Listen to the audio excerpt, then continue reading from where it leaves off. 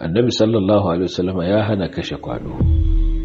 Annabi sallallahu alaihi wasallam ya hana kashe kwado. Akwai likitan da ce zai yi wa annabi sallallahu alaihi wasallam magani amma za a hada da kwado.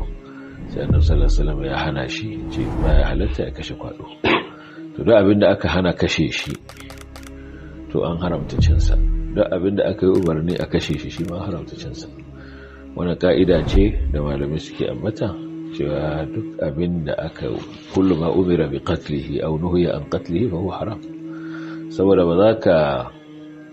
ba za ka ci shi ba sai ka kashe shi, kuma an ce ka kashe shi. Annabi naha an qatl ad-dafadi, ya hana kashe kwadi. Saboda in za ka ci sai ka kashe, saboda aka haramta. In kuma an ce a raka kashe su to kaga ba ci duk abinda za a ci to za a raka kula da su, ana kiwon su, ana abin nan. An ce duk inda kaga abin ka kashe shi, kaga ba magana kai kiwon sa. In ba ka kiwon sa to ba magana ya taru a rakaci. Saboda duk abinda aka hana a kashe shi ko aka yi umarni a kashe shi to wannan yana nuna cewa abincin sa haramun ne. Haka difda baya halatta a ci shi, baya halatta a ci kwado.